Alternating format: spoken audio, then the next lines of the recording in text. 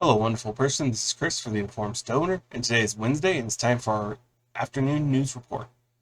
From the AP News, drones fly deep inside Russia. Putin orders borders tight. Drones that the Kremlin said were launched by Ukraine flew deep inside Russian territory, including one that got within 100 kilometers, 60 miles of Moscow, signaling breaches in Russian defense as President Vladimir Putin ordered step-up protection at the border. Well, I don't blame him. I mean, they're flying drones over. He might be getting a little scared. Taste of his own medicine kind of thing. Officials said the drones caused no injuries and did not inflict any significant damage. Of course, they're going to say that. I mean, they may not have, but they're not going to admit if they did. But the attacks on Monday night and Tuesday morning raised questions about Russian defense capabilities, more than a year after the country's full-scale invasion of its neighbor. Well, yeah, it's kind of bad, you invade your neighbor and then they start sending stuff back at you. Well, you should have thought better, right? Ukrainian officials did not immediately take responsibility, but they similarly have avoided direct acknowledgement responsibility for past strikes and sabotage while emphasizing Ukrainians' right to hit any target in Russia. Although Putin did not refer to any specific attack in his speech at the Russian capital, his comments came hours after drones targeted several areas in southern and western Russia. Authorities closed the airspace over St. Petersburg in response to what some reports said was a drone. Also Tuesday, several Russian television stations aired a missile attack warning that officials blamed on hacking attack. Their drone attacks targeted regions inside Russia along the border with Ukraine and deeper into the country, according to local Russian authorities. Well, of course they are. I mean, they're not just going to be like, okay, well, we'll only fight in our country. If you're going to invade somebody, you should expect them to try and attack you back. I mean, break those supply lines, right? A drone fell near the A drone fell near the village of Gubastov. I apologize. Butcher these names. Less than 100 kilometers, 60 miles from Moscow. Andrew Vorboyev, governor of the region surrounding the Russian capital, said in an online statement, the drone did not cause any damage, but it's likely targeted a civilian infrastructure object. Well, is that true? Maybe, maybe not. Was it the bystander? Was it the actual target? I mean, we don't know. It's all what one side says or the other says. Picture of the drone showed it was a small Ukrainian-made model with a reported range of up to 800 kilometers, nearly 500 miles, but no capacity to carry a large load of explosives. Okay, so it was probably a spy drone. Russian forces early Tuesday shot down another Ukrainian drone over the Bryansk region. Local governor Alexander Bogomaz said in a Telegram post. 3 drones already also targeted Russia's Belgorod region on Monday night, with one flying through an apartment window at the capital. Wow, ballsy drone. Local authorities reported. Wonder what it seemed. Regional governor said the drones caused minor damage to buildings and cars. Well, yeah, if they're flying in the windows, they probably ran into the buildings and cars too. Sorry. The Russian Defense Ministry said Ukraine used drones to attack facilities in the region and neighboring Adygea. It said that the drones were brought down by electronic warfare assets, adding that one of them crashed into a field and another diverted from its flight path and missed the facility it was supposed to attack. Well, how is it was attacking if they were small drones that can't carry explosives? Is it just going to ram the building? Over and over again. Russia's state RIA Novosti News Agency reported a fire at an oil facility, and some other Russian reports said that 2 drones exploded nearby. So, okay, I thought it just said they couldn't carry, okay, large explosives, maybe they have small explosives that start fire? I don't know. While Ukrainian drone strikes on the Russian border regions have become a regular occurrence, other strikes reflected a more ambitious effort. Some Russian commenters described the drone attacks as an attempt on Ukraine to showcase its capability to strike deep behind the lines, foment tensions in Russia, and rally the Ukrainian public. Some Russian war bloggers described the raid as a possible rehearsal for a bigger, more ambitious attack. I mean, or maybe they're just trying to keep Russia on their toes, being like, hey, look, we're not quite the pushover.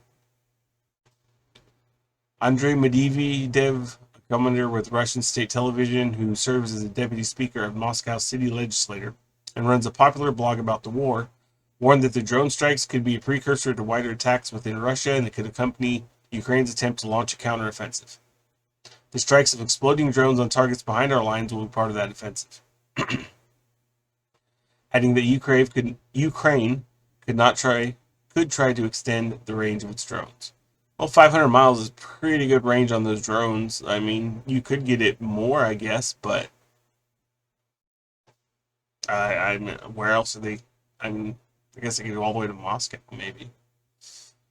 Russia hawks urge strong retaliation.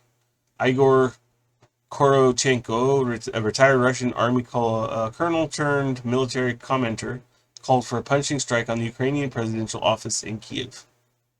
Another retired military officer noted that the drone attacks marked the expansion of the conflict and criticized Putin for failing to deliver a strong response.